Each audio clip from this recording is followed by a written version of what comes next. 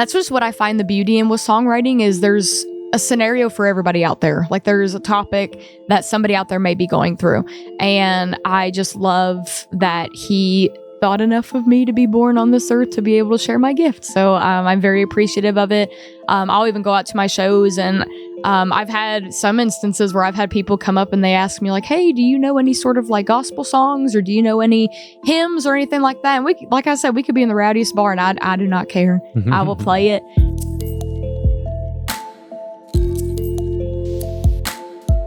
Welcome to Creepalachia. We have a fantastic musician in the studio that has had an incredible year, and I'm so excited to get to meet her finally.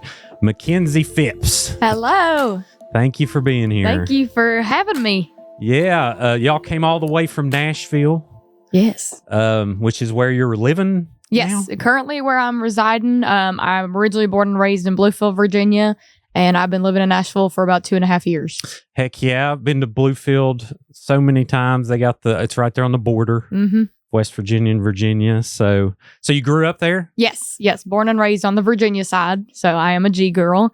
But yep, that's where my roots are. So Graham, that means yes. Graham. Yeah, okay. So the biggest game of West Virginia probably is Graham versus the Beavers. Beaver, yes, the Graham Beaver game, or as the Bluefield High people call it, Beaver Graham. But I think that sounds wrong. Sure, yeah. Yeah, it's a really cool rivalry. I mean, like, I don't know, is there like 10,000 people that go to that game? Oh, there's so many. It's like the biggest game that they have. And I mean, it technically, like, I guess on a football technical standpoint doesn't count like as a game, but it's just one of the biggest rivalries they've ever had. So it's just the original game. Sure, yeah. Well, and you have your guitar today for those listening on the podcast version. We're going to be blessed to hear your voice in here. And I've already heard a little bit, and it's so when people have something special to their voice, I just instantly get chills, and I'm very grateful for your time today. Well, thank you. Yeah, I appreciate that. It's going to be fun. And you was on The Voice this year. What season is it? 28. 28. Ain't that crazy? There's a bunch. And you was on Team Snoop Dogg? Yes, I was. Yeah. D-O-double-G. Yeah, which is really cool. But I'm excited to hear your backstory. So let's start from the beginning. So how did you get into music growing up? Oh, Lord. In the womb. Very young age. So I got started singing when I was around 4. I just always loved music. My parents said that anywhere I'd go, even as just a little girl, I would be singing in the car or humming or doing all different kinds of stuff with my voice was singing. And I really got started singing down in a church in Bosavane out near Abbs Valley. And my mama, she was very big in making sure her grandkids went to church every Sunday when we stayed with her. So she would take us, and she's kind of the first person that really knew that I had a gift to sing. So she would teach me different hymns and have me learn them just in her little kitchen, and I would go and sing them at Sunday service. But I just felt like the good Lord put me on this earth to sing, so I just ran with it.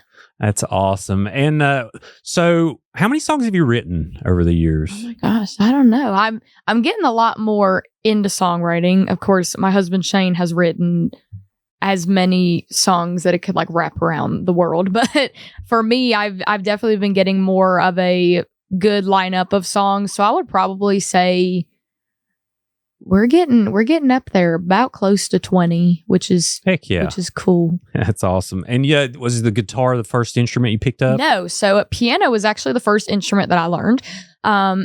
Whenever I'd be in church before service, because my mama always would bring my cousin and brother and I there like 30 minutes before service started. I go over to the piano and start messing with it, and I would remember songs that I learned in Sunday school.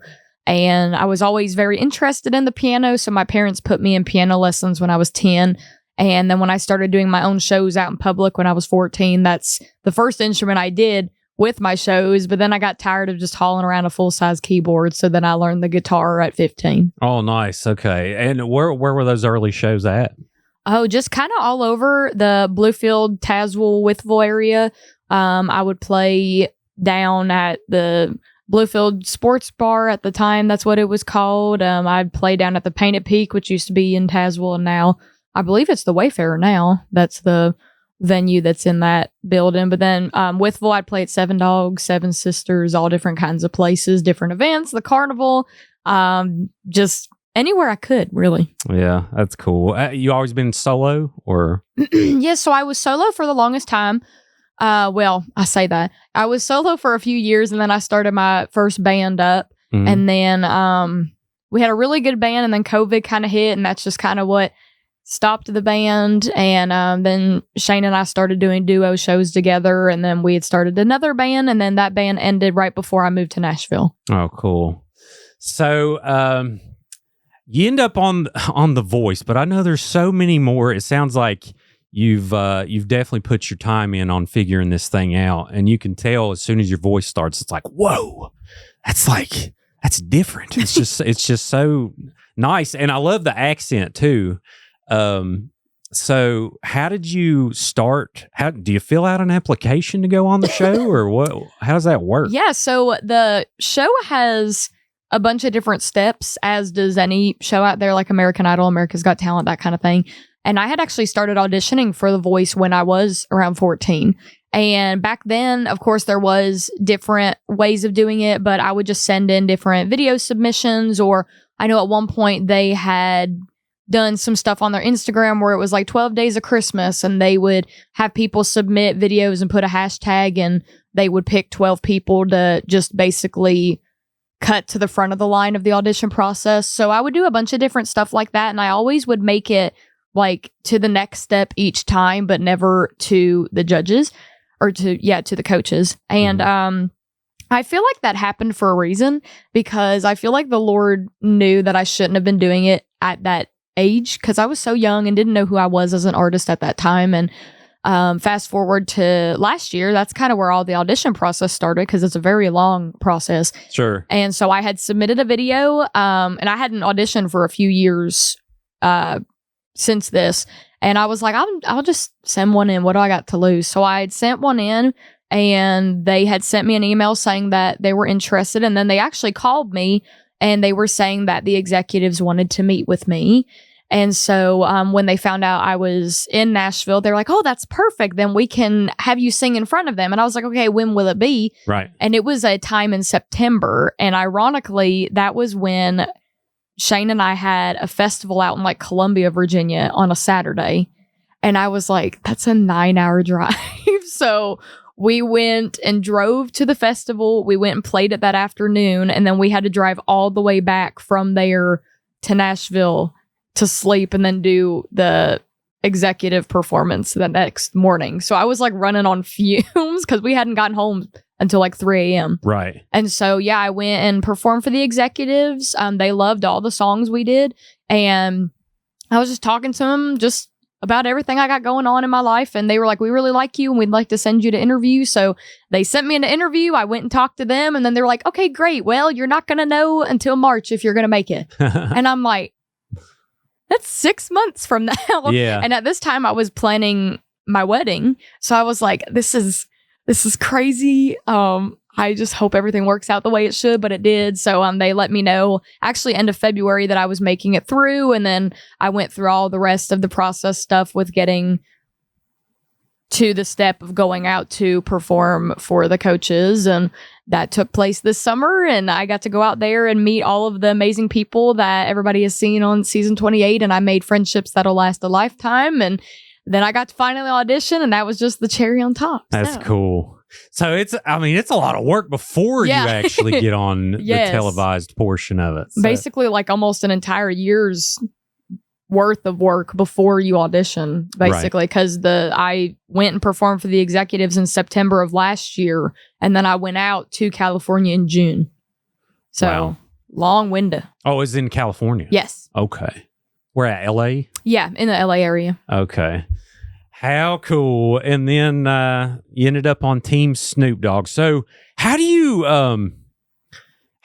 which, you've performed in front of people for quite a while at this point, but, it must be a new nerve level. Yeah. So I'm just curious. And you're performing to their backs. Yeah.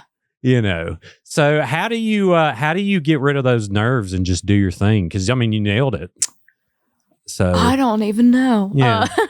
So for a lot of people out there, they do not realize the amount of stress I was enduring with my audition in particular, because everybody kind of unanimously agreed that my audition was the most stressful, being that I was the last person that made a team. Right. So I closed the whole thing.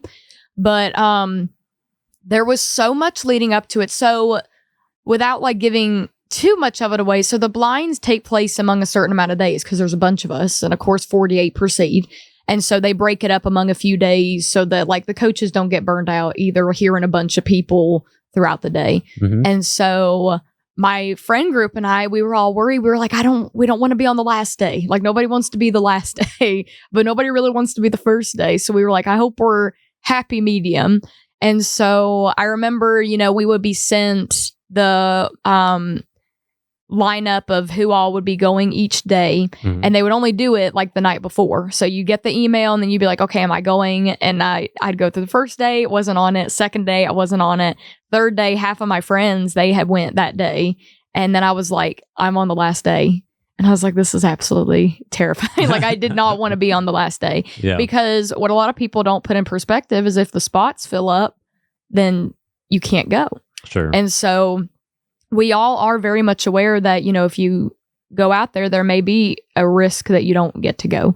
And so that was like my biggest fear, is I didn't want to go out there and, be working and doing all this stuff and then just not have the opportunity to go. Sure, yeah. And so it was the last day and there were only like 10 spots left. And I was like, this is not good odds by any means. So all of us just were in the room together and they're calling us one by one to go audition, and the spots are like filling and everything like that. And I kind of had an idea of how many spots were left, but I just really didn't know. We all just kind of tried to keep up with it, but we just went with it. And by the time it was getting close to my audition, the two people before me that had went, I was like, if they go, like, I'm not going to go. Like, I know they're going to close teams. Sure. And so the man before me, I genuinely, like, in my heart of hearts, thought he was going to be the last one.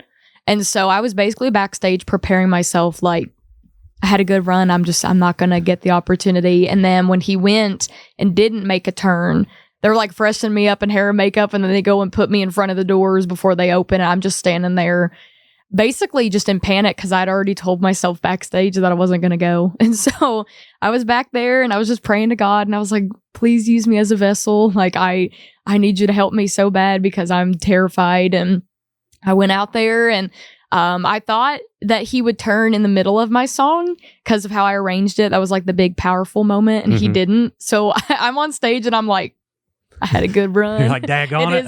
It is what it is. And then for him to have turned at the last word, I was like not expecting that. So he definitely kept me on my toes. That's awesome. Well, I mean, and you're so humble, which a lot of us Appalachians are. So I love how that comes out in that situation. And you were okay with, and you should be okay even if they said no, because you're talented and it's going to carry through regardless. So that's a really cool. That's a really cool thing. So you mentioned, so how important is faith to you in your songwriting? I always love hearing about how faith works in people's lives and how it helps them succeed. Right. Yes. Yeah. Well, I always tell people, even at my shows, like I can be on the rowdiest bar in like all of Nashville or anywhere like that. I always tell people that, I owe everything to the Lord above, because I wouldn't be doing what I'm doing without him. And I definitely do thank him each and every night for just giving me the gift that he has given me to be able to go out there and share my music with everybody. And, as I've gotten more involved in songwriting, because of course I write about so many different topics, I have definitely started writing on more topics that I feel a lot of people out there can relate to. And that's just what I find the beauty in with songwriting, is there's a scenario for everybody out there. Like, there's a topic that somebody out there may be going through. And I just love that he thought enough of me to be born on this earth to be able to share my gift. So I'm very appreciative of it. I'll even go out to my shows and I've had some instances where I've had people come up and they ask me like, hey, do you know any sort of like gospel songs, or do you know any hymns or anything like that? And like I said, we could be in the rowdiest bar and I do not care. I will play it. And I just owe everything to him. Well, that's how it was. I mean, whatever your faith is out there. So Christianity, for instance, Jesus, that's how he would roll. He'd roll up in the bars, and he'd talk to whoever. And I think that's beautiful that you're not afraid to do that, because that's how it should be, So what type of topics are important to you to write about specifically?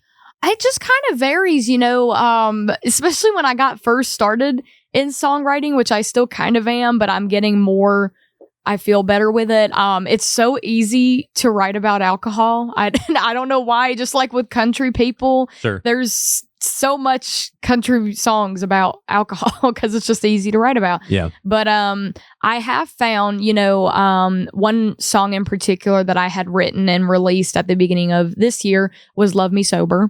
And I kind of went a different route with it because, like I mentioned, in country music, it's so easy to like throw beer into a song, or it's so easy to like talk about we're going out with our buds drinking and that kind of thing. But I feel like there's not a ton of songs out there that have alcohol in a serious manner. And that's kind of where Love Me Sober came about. And that's another beautiful thing that I find with songwriting is not every songwriter writes the same. Sure. Everybody has their different ways. Like Shane and I, we write completely different as far as how songs come to us. Like Shane is so talented because he can just sit down and you can give him a topic and he'll just start writing about it. Whereas me, it's not that easy. Like words start randomly going in my head and then it like won't shut off. Like it won't leave me alone until I start trying to put the pieces together. So when I came up with Love Me Sober, the words just kind of started coming to my head and I was writing them down and I was like, what route are we going with this? Because it's almost surprising to us as songwriters that sometimes we don't know what storyline you're going to come up with. And the more I started having the words come in my head, I was like, I feel like this could really be a song that could help somebody out there get help if they need it. And that's kind of how it came about. It's talking about, a couple and the man in the relationship suffers from alcoholism, and they've, of course, fought over this for a while, and eventually the girl is just to the point where she's like, why can't you love me sober? And she decides to ultimately leave in hopes that he'll better himself and that she has to better herself by getting out of the situation. So I feel like, especially with songs like that, I love writing them because I have had people ever since I did release that song reach out to me and they're like, I've been sober for 10 years and, I was in a bad situation and your song really resonated with me. And I just really take that to heart because I am just very thankful and grateful that my music is able to touch people like that. Oh, yeah. Well, I mean, it's therapy for people. These songs are going to be listened to by people out there thousands of times. And I love when there's a positive message, because in country music, there's a lot of drinking songs. There's a lot of, glorifying alcohol. But it's good to have the counter too of like, this has ruined lives and continues to. And it's, there's two things you cannot quit cold turkey without dying. One of them's alcohol. Mm-hmm. And I think that's our first song. We should just fire up. Is that okay with you? Okay. Yeah. So tell me how long ago did you write this song? I finished writing this song, I think in the fall of like 2024, because I went and recorded it and then I released it in February of this year. So yeah, it took a bit. Do you do the melody first, or do you do you come up with what it's going to sound like, or do you do lyrics first? See, that's another thing. Like I said, it's just like no songwriter writes the same. And for me, the words come in my head, and it's like when the words come in my head, I know what I want it to sound like. So it's like I'll have the words come in and I'll be singing it, but I don't know like what key it's in. I don't know what the chord progression is, anything like that. I'll just get the words written. I'll know how I want it to sound in my head, and then when I have like a good foundation of it made, then I'll get my guitar. Or at that point, that's when I turn to Shane and I'm like, okay, find what key this is, and I'll hum it and he'll find it and He's his own different breed. Sure. No, that's great to have that you can, because I know, like me and my wife, I love her to death, but we can't collaborate on many things because we're both so hard-headed, if it makes sense. It's like we love each other and we love walking this life together, but we know enough to know that we need to have our own kind of projects going on. So it's always cool when I see couples that are able to do that, because it does make some beautiful art. Well, cool. All right. Well, let's fire up some reverb on your voice. All right. And Love Me Sober coming at y'all. So do I need to put my headphones on, or can I? It's up to you. I mean, you can trust me. You're going to sound absolutely fabulous. I don't have to do much, actually. So it's just going to sound so good. But it's up to you. If you want to wear them, you can. If you don't, that's fine. Ready when you are. All right. Well, this is Love Me Sober.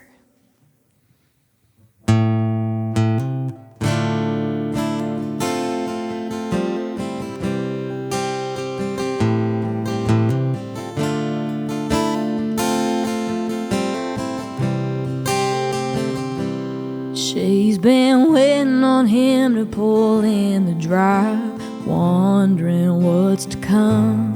He's been at the bar since 9:15, down in coke and rums.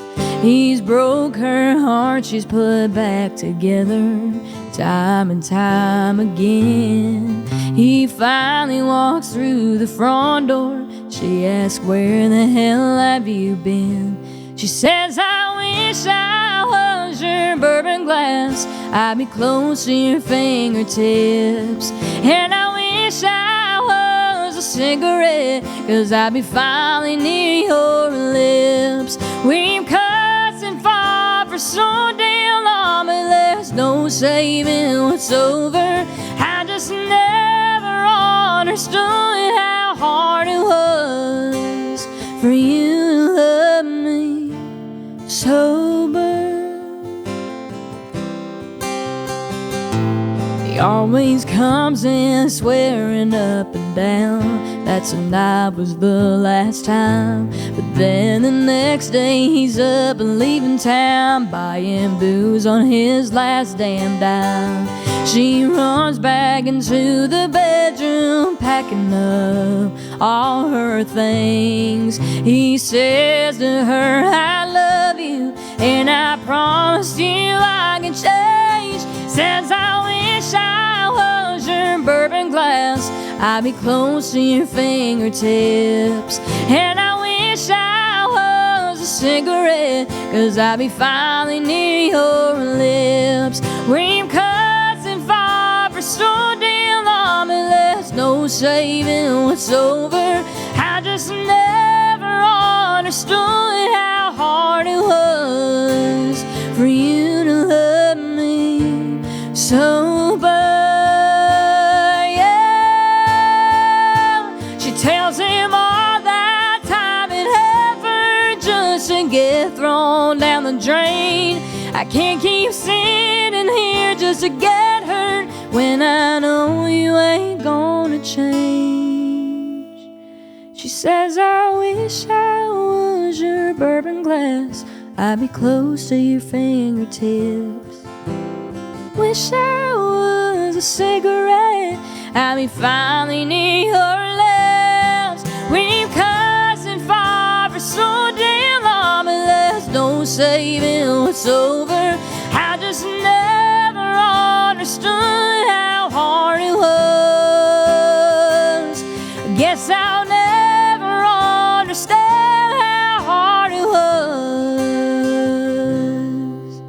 for you to love me sober.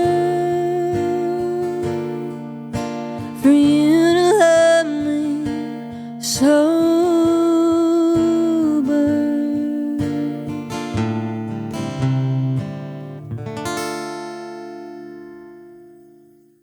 Goodness gracious. Makenzie, that is... Incredible's not the... I don't even know the word. It's like...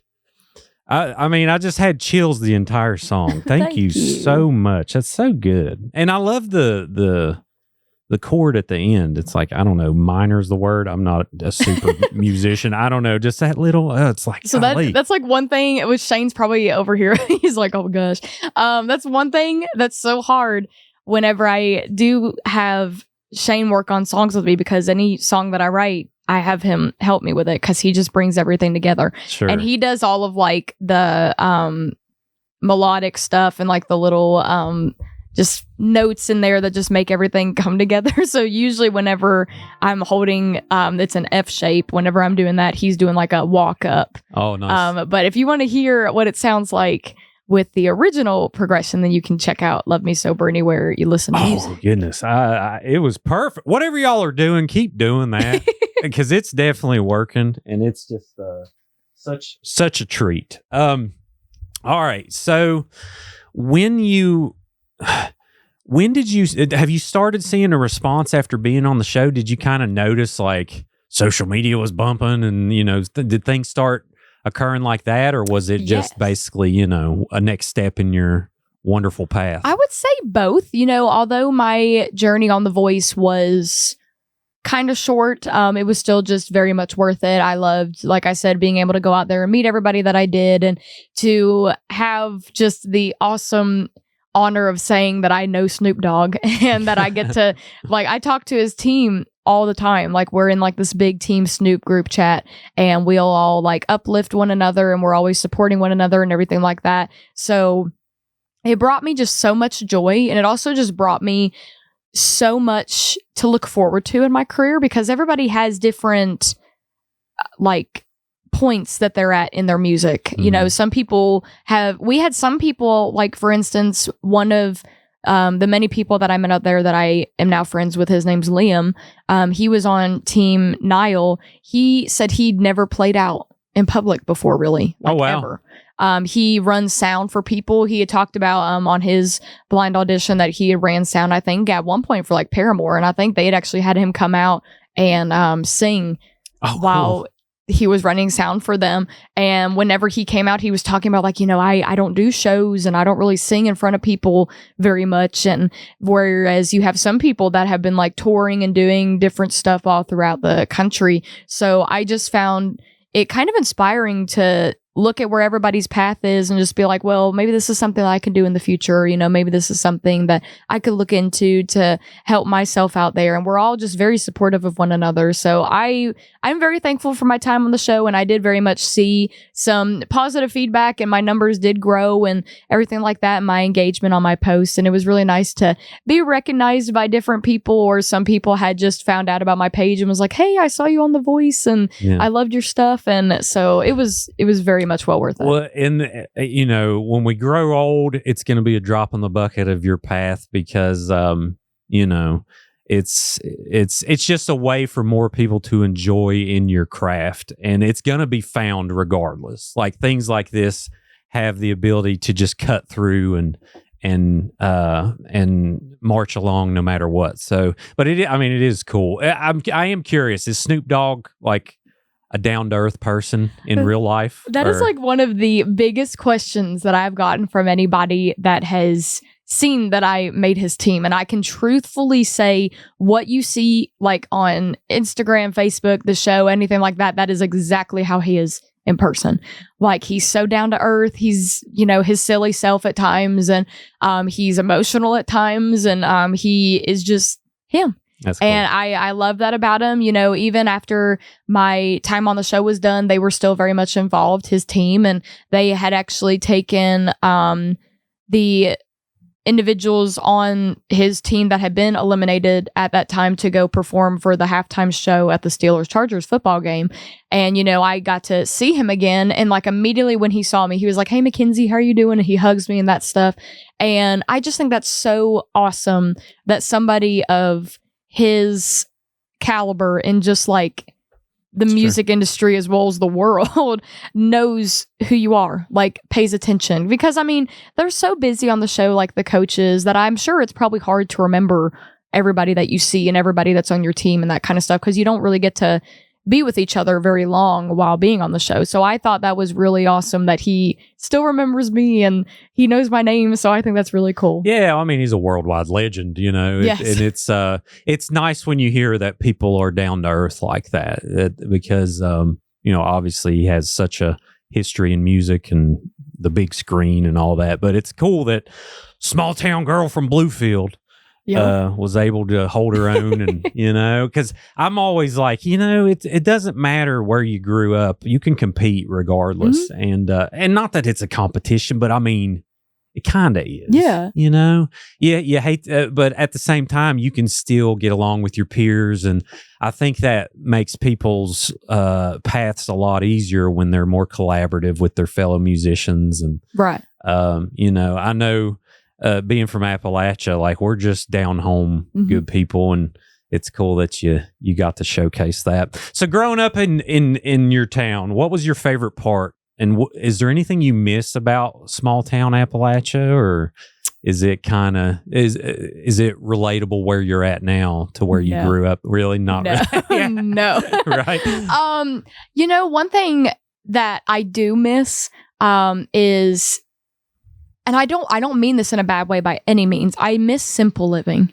Like, you know what I mean? Like, if you have an event that you want to go to, like with your friend, if you want to go get brunch or something and you're going somewhere that's like 20 minutes away. Well, I know that if we're meeting at 2, I can leave my house at 1:40 and I will get there at 2 o'clock. Just like the small things, like you don't need a bunch of popping, all this different stuff that you have in Nashville occurring to have fun. I mean, I reminisce and look back at so many different things of growing up in a small town and with all of my friends and everything like that. And I mean, we had enjoyment just meeting each other in the Walmart parking lot. I mean, oh yeah, like that's just what we did. So I very much miss the simple living. I miss the snow. Especially during holiday times, I always looked forward to having a white Christmas and getting to spend time with my family and looking outside and it just being a winter wonderland. And now you got Nashville and they really don't get a ton of snow. Sometimes they just get like freezing rain and everything like that. But those people can't drive worth a lick, even when the road is dry, let alone just like half an inch of snow. Nothing stresses me out more than traffic.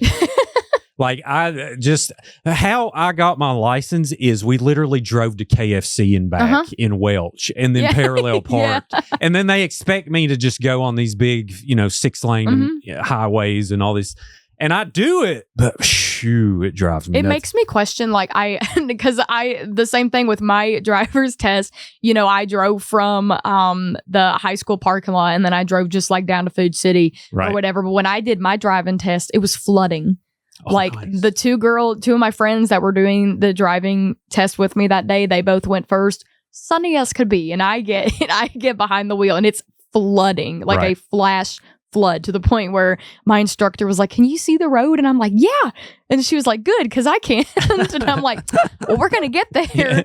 But yeah, I often think about like people that were raised and brought up in like a major city like Nashville or even New York. I wonder how they started driving. Oh yeah. I mean, it's impressive, but at the same time, it's kind of dangerous because people, like, you think you've been cut off in Beckley, but you don't know cut off until you get like even Charlotte even's getting insane. But people don't care. Yeah, and that's the thing with Nashville is Shane says it all the time. Like, these people aren't from here. Right. Like, people come to visit Nashville. So 9 times out of 10, the people that are like driving slow on the highway, they're not from here. Sure, so I very much do miss just the simple living at times, and I do miss of course my friends and my family that are down here, and just all the memories that I've made, and just knowing where everything is. Like,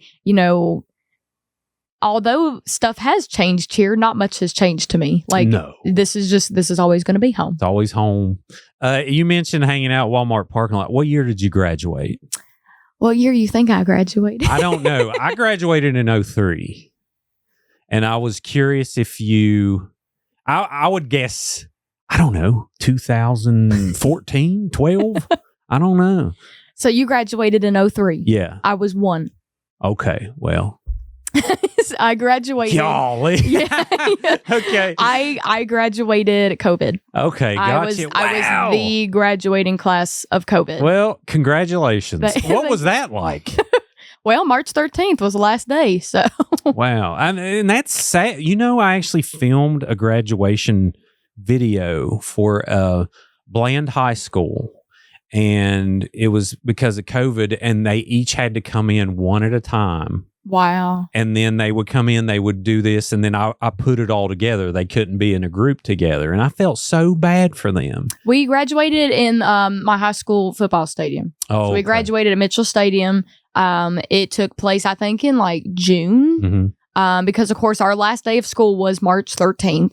And the only thing that like really devastated me was, of course it's senior year, but also this was the one year I was the lead in the school musical. Right. And I never got to be. Oh, So nice. I was like, you never got to go Nope. on stage. Oh. I never got to be Mary Poppins. Yeah. I mean, I think we're going to look back and just at that period of time. I mean, kids really had a traumatic experience for those. I really feel bad. My friends that I graduated with, we talk about all the time that we do have a lot of like remorse for the graduating classes after us, because I mean, we were kind of the last normal class. And then, COVID hit, and then the schools attempted to start back up. And then just everything started becoming all technology. Sure. And I feel like a lot of people out there just didn't go through what we had went through in 2020. And now they're just kind of in a different like world when it comes to school. Sure. Yeah. Well, and they didn't see each other's face for like 2 years. Yeah. I mean, the stuff like that does a lot to you mentally, and screens are a problem I know they are for me. I'm willing to admit it. Like, this freaking phone has increased my anxiety so much. Oh. And I can only imagine, like, with the traction you're getting, you can't look at the comment section. I can't. Right. I know mine it's overall great, but it just takes one comment to hit you right there in that low self-esteem part of you, and then it ruins your freaking next 3 hours. I'm fortunate for me, and I'm sure Shane can vouch, like, I really don't pay much attention to the comments. Like, good for you. I went through the comments when I was on the show, and I can genuinely say, and I take no offense to it either. So, my friends and I, when our auditions had aired and they started posting them on socials, and we were going back and forth and looking at the comments and everything, we were talking about what all people were saying in a negative manner, because nobody talks about the positive manner. Oh, no. And the biggest critique that everybody was giving me in a negative manner was they were saying they could not understand a word I was saying. Oh. And I don't take any offense to it. I have often struggled since doing shows enunciating. I just have a very hard time with it. I have found, I think it's just, at the end of the day, just country. Like, I have, a lot of people say I have like the Appalachian sounding accent. And when I sing, I just get so involved in it and like the emotion and like pitch and everything that I don't pay attention much to the words. And granted, like at my audition, I was absolutely terrified out of my mind. So like enunciating just like went out the window of my thought process. But that was the biggest critique I got. And you know what? If that's what it is, then that's great. I love that critique. I'll let the banjo pick. I don't care if I'm sitting in a boardroom. Like, this is my voice, and I'm going to be proud of it, because I built mine in the coal mines for like, I don't know, 8 years. And, enunciating's boring. You know what I mean? Honestly, it just is. It's hard for me to think about. Like, it's genuinely hard for me to think about, like, singing and making sure people know what I'm saying. Yeah. And I do completely agree with you, though, going back to you talking about, like, the phones bring so much anxiety, because when I got back home from the show, what a lot of people don't know, because I try to keep everything on my page very, positive, uplifting, that kind of stuff. Sure. I struggled a lot mentally being back home, and it wasn't even a matter of, me being eliminated per se. Like, I wasn't upset that I lost. I was upset that it was done. Mm-hmm. And, they put you out there and you're in a hotel with all these people for, my time out there, I was out there for basically 2 months, but if you proceeded, you're out there longer. And then it's like in the blink of an eye, it's done. Sure. And they pluck you and they put you back and they're like, okay, go back to normal. And it's like, how do you go back to normal? I was like, I've been living across from Max and I've been texting Austin and Ralph that we're going to go get Starbucks in the morning. Like, it's like, I didn't know how to be back to normal.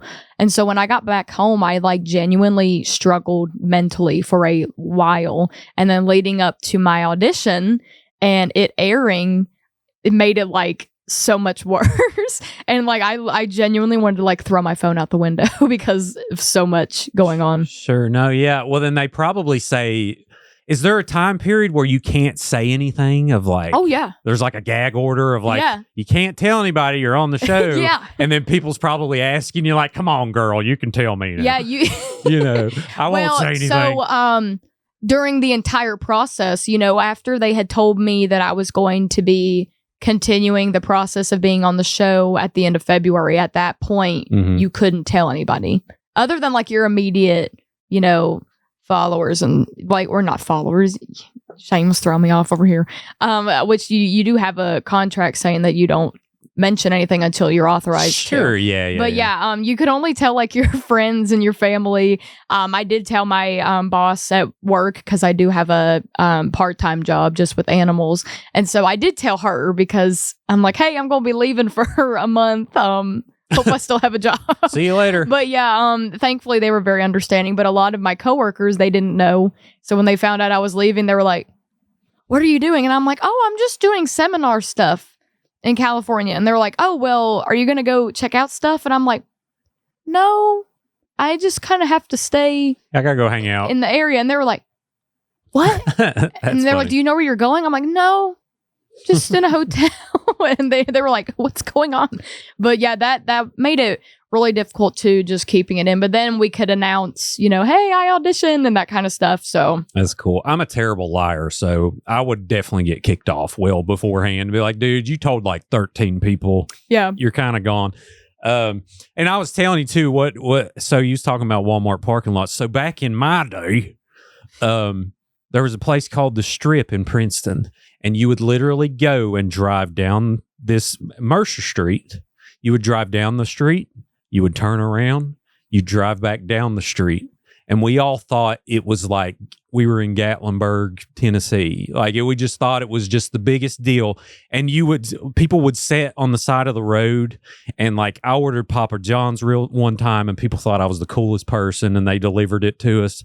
I mean, it was like, that was our time, and they ended up shutting it down. I think they shut it down in like 05 or 06, so you never got to experience that. But yeah, no, that's what I did. I had one of my friends in my neighborhood, and we would just like get in the car and go drive somewhere, and it would be like, I don't even know, like 11 p.m. and we would go.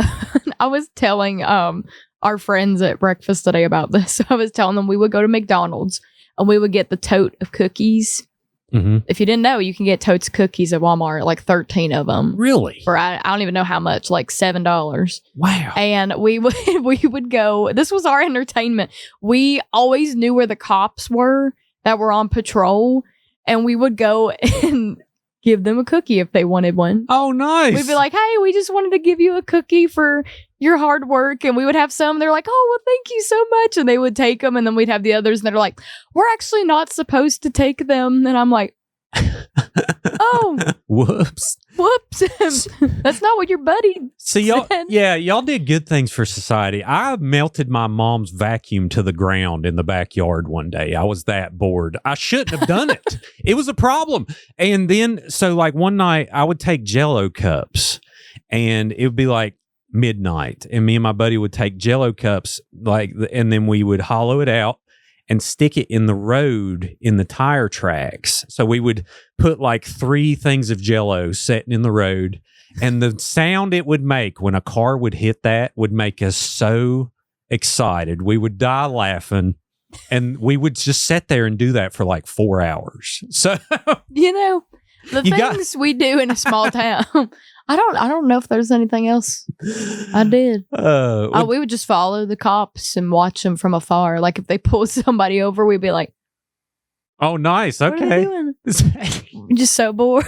Put it on Topics after. I don't know if Topics was a thing when you were in I high don't think so. And I used to go to the skating rink all the time. Oh, okay. All the time. Well, they had the mall. Well, the Green Valley one. That's where I go all the time. Yeah. But yeah, the skate shack. I'd go there and I had my own skates, so you could go for $3. Oh, nice. And I'd go and like get all these like whole pizzas, and you know, I would just like stay there till 11, get out my parents' hair. I was just there like every weekend. Good times. Well, cool. All right, we got another song coming up. Do you have one picked out in mind? Yes, I do. Okay, tell me about this one. Which one is it? Let me sit. Go right ahead.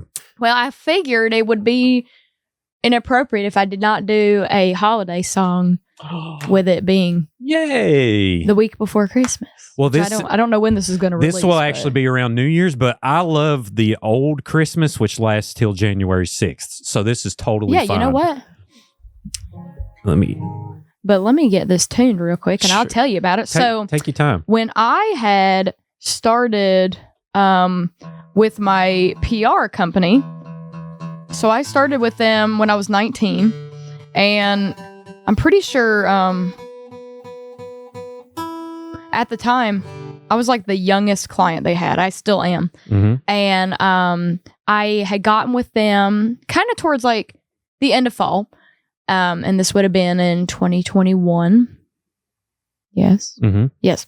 And so we were trying to figure out what kind of project I wanted to like release first with them. And they were like, well, it's about to be Christmas. Do you have any sort of Christmas song? And I'm like, well, I've never written one before. And, you know, at this time, this is when I'm still trying to get into songwriting when I was 19. And so I was like, well, I guess I could try to figure out something. So I turned to Shane and I was like, I need your help. We need to work on a Christmas song. So I was like, do you have a Christmas song? Because I mean, the man has written, I don't even know how many songs, and he'd never written a Christmas song. And I was like, out of all the songs you have in this world, you've never written one. Right. So I was like, okay, well, we're going to have to whip one up. So it was like literally the day before we were supposed to go in studio, we didn't have one finished. And I texted him at work and I was like, you need to send me what you have and I got to finish it. So he sent me it. He had like a verse and an outline of a chorus done. And he sent it to me. I started tweaking some things. I wrote the rest of it. He came over and we started putting the music to it. And I was like, it's not perfect, but we're going with it. I was like, I'm not Mariah Carey. I'm not the queen of Christmas as she is deemed. I was like, I just sing Christmas songs and never written one. So I went in the studio and we kind of wanted to go more of like a country Hallmark vibe. Like it's just like a cozy Christmas song, because Christmas songs out there's so many like holly jolly ones and upbeat and everything like that. But I just wanted like a laid back song that you could like sit by the fireplace and drink cocoa and cuddle up on the couch with a blanket. So that's just kind of where this song came about. And actually what was really cool was Rhonda Vincent's dobro player played on it. And he made it sound really good, like really just countrified. Sure. So he really pulled it together with adding the dobro, and I loved how it turned out. And it did get nominated for Holiday Song of the Year at the Josie Music Awards, which I'll take it. Heck yeah. I'll take it. It was nominated. So it's the only Christmas song we've ever written, but it got a nomination. So heck yeah. But yeah, this one is also available anywhere people want to check it out, but it's called Christmas Snow. Perfect. So yeah. Hit that guitar strum real quick. Let me make sure you're keying up here pretty good. There it is. All right, let me get you reverbed up. All right, whenever you're ready.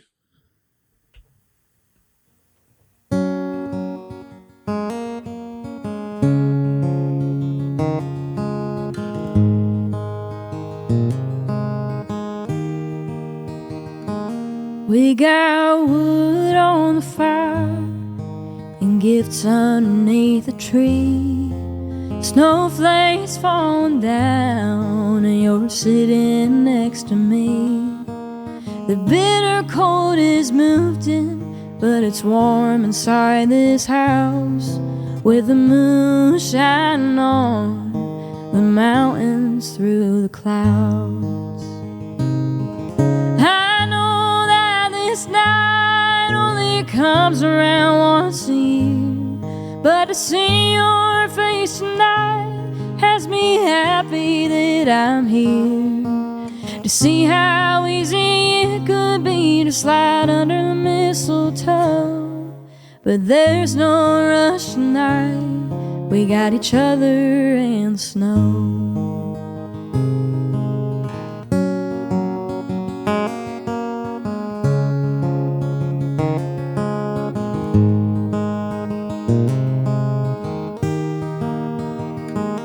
I have never felt this way for just anyone. Maybe it's the holiday and the spirit's just begun. The lights are blinking over us and the room is nice and bright as we dance around together on this Merry Christmas night. I know that this night only comes around once a year, but to see your face tonight has me happy that I'm here. To see how easy it could be to slide under the mistletoe. But there's no rush tonight. We got each other and the snow.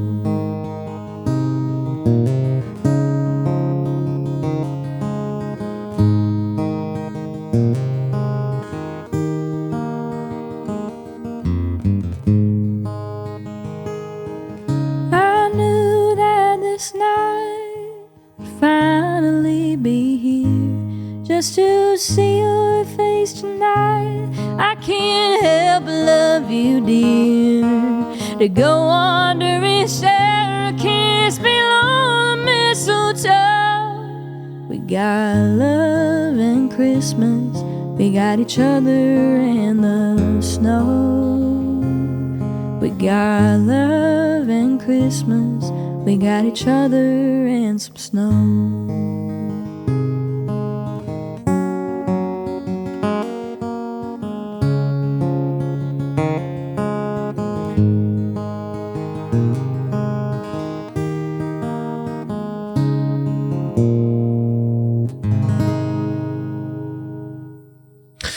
Merry Christmas, everyone. Yeah. We may push up the release of this just so this will... do you know about Old Christmas? Like Epiphany being on January 6th and stuff? Well, that's why the 12 Days of Christmas came from that. So, okay. Yeah, when people came over from overseas, they the calendar shifted like 11 days, and they usually celebrated on a certain day, and it ended up being on the 25th. So they started Old Christmas, which was 12 days from the 25th to the 6th. Makes sense. Yeah. So, hey, learn something every day. Look at that. There you go. Well, what's next, Makenzie? Like, what do you hope when you hang up the guitar, which hopefully will be never? What's next with your career? Well, truly, whatever the good Lord wants it to be. I'm just here doing my thing. I'm continuing writing different songs. I'm very excited to be releasing some more that I have coming out in 2026. I have a big project that I'm going to be releasing at the beginning of the year that people can check out. I have been working on my 2026 calendar and getting my spots filled up, especially for back home, because although I live in Tennessee, I still very much like coming down, especially in the summer, to do shows in my hometown and to still see everybody and play for them. So I have been working on that and getting some things finalized. And then I have been working on some merch items as well. I've been working on a really cool hat design. Nice. Just like a cap, a baseball hat, but it's actually kind of more of like a trucker style hat. But I'm excited for that. And I'm also going to be putting some more clothing items. I've had people ask about hoodies, and I may do some more mugs or something like that. So I've been working on different merch stuff, but just taking it day by day and seeing what happens. Awesome. Where can people find you on social media? Are you on all the platforms, all that good stuff? So I'm on all the social media platforms. So I'm on TikTok, Instagram, Facebook. I do have also all of my music, anywhere you listen to music, on Apple, Spotify, YouTube, anything like that. And then I do also have my website, which is MakenziePhipps.com, where people can go find all of that information as well as everything else I listed. Awesome. I love it. I got to ask you, because you're on Creepalachia, do you believe in the Mothman? Yes. Okay. Are you a fan of like cryptids and stuff? Or are you kind of like, it's whatever? So the first time I got introduced to the Mothman, ironically, was when I was doing film studies in school. And they had told us about the Mothman, because there's a movie. Mothman Prophecies. So they were showing us it, and I was like, I had no clue this was a thing, but it's got to be a thing if people are talking about it. So I believe in it. Have you ever had any paranormal experiences, or are you kind of like, I don't know? Because I know I've had one. It was a Trans-Allegheny lunatic asylum. I would say so. Yeah. Have you ever been there? No. You should go play a show there. That'd be awesome. Yeah, wake them all up. Yeah.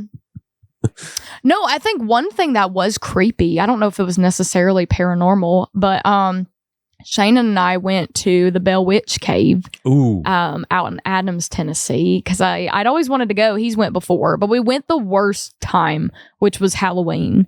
So we couldn't tour the cave because like the wait was like 2 hours long. So they were like, well, we have a haunted hayride that you can go on. So we were like, okay, so we're on the hayride, and like all these different staff members are dressed up as monsters popping out, that kind of thing. And there was like a point of the hayride where like nothing was happening. And I was like, okay, maybe they're just giving people a breather or something. Sure. And of course, like the haunted hayride is on the property of the Bell Witch Cave and that kind of stuff. So we're riding along, and the staff member got off of the tractor that they were pulling us on, and he went over to the barn, and all of like the staff members are dressed up and they're all talking. And we were like, maybe this is like a skit and they're going to like abduct him and like take over the tractor, something like that. Sure. So they're all talking. He comes back over and he's like, hey guys, I'm just apologizing for there not being anything going on the last few minutes we've been on this. We had 2 staff members and they're gone. He's like, we don't know where they are. They just disappeared? They're just gone. And we were just like, are you going to go look for it? Because, I mean, you're in like the woods. Sure. So, and it's dark. So I'm just like, that's kind of concerning that they can't find these people dressed up as monsters. And it wasn't planned? No, like he Nice. genuinely came out and was like, I'm apologizing for, because we had driven a little bit, nothing was happening, and it was probably like 10 minutes of nothing happening, and Right. he was like, I apologize, like we don't know where they are. And I was like, that's not good. That's really not good. It's Halloween at the Bell Witch Cave and you can't find 2 people. I've always heard, I've did really short stories on the Bell Witch, but I want to dive into more Tennessee lore. We're trying to branch out.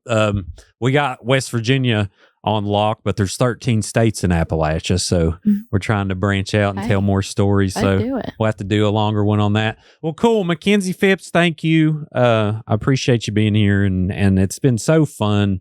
I know, like, when I see people nationally have the recognition they deserve, it's very, it helps my morale, and I think it does with these communities, because we know there's a lot of people that should be shining bright, and when they get the opportunity to, it's very prideful for us. So in a good way. So thank you. Well, thank you for talking to me. I appreciate it. I know we had to reschedule because of the weather, but now we made it work. So I appreciate you having me. Yep. Come back anytime. And thank you. Shane's been here off camera, but next time I come, I need to bring Jared.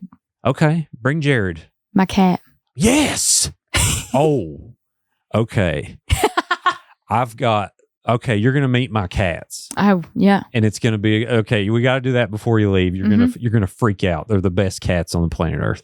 But anyway, and you work at a shelter? I used to work at a shelter, which is where I got Jared. And now I work, the work that I'm at now is a doggy daycare board and grooming facility, but we also do have a private shelter aspect out of it. So I'm still very much hands-on with animals and stuff, but my cat Jared, he's blowing up on TikTok. So. Oh, nice. Okay. Why can't they live forever? I mean, know. It's just I don't know who did the cruel joke of giving them the lifespan of 14 years and then us a lifespan of 75 and older. I'm like, can it at least be 40? Like 40 years? Get 40 years out of a cat? Come on. But anyway, can't have everything, I guess. I know. But they are they're better than humans. I don't care what you say. They just are. Well, thank you. Everyone else out there, before you leave, be sure to like this video, subscribe to Creepalachia on YouTube if you haven't. If you're listening on Apple or Spotify, take a minute and leave a review. That'll really help the show be found. And we are on Facebook, TikTok, Instagram, all the places. And we do have merch now, creepalachia.shop. We have the cryptid shirts we just released that are limited time only. But everyone else, always remember, above all else, Makenzie Phipps is amazing, and long live Appalachia.